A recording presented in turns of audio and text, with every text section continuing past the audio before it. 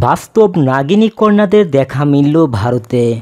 ইচ্ছাধারী নাগিনীর কাহিনী বহুবার শুনেছেন আপনি।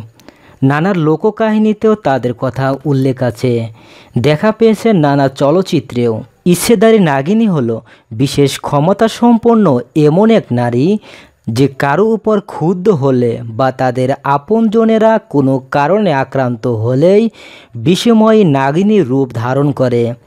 ফিল্মে এসব কাহিনী দেখে আপনি নিশ্চয় ভেবেছেন সবটাই গাঁজাখুরি গল্প মাত্র। ভারতে এখনও এমন কিছু নারী রয়েছেন যারা অশুভ শক্তিকে দূরে রাখতে বিষধর সাপের বিষকে ব্যবহার করেন।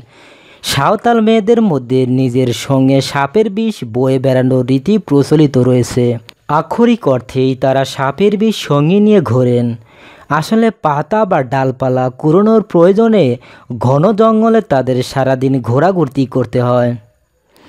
নানা ভয়ঙ্কর জন্তু জানোয়ারের যেমন উপদ্রব রয়েছে, সেখানে তেমনি রয়েছে উটকো লোকের হাতে আক্রান্ত হওয়ার ভয়।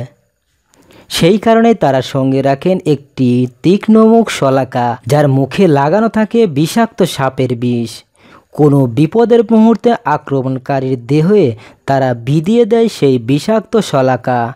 আক্রমণকারীর পরিণাম তীব্র জ্বালা, পঙ্গুত্ব, এমনকি মৃত্যু।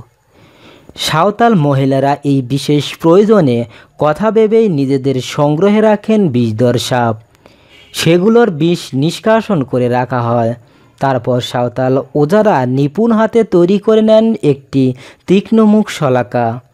সেগুলির ধারালো মুখটিতে চুবিয়ে নেওয়া হয় সংগৃহীত বিষের ভাণ্ডে।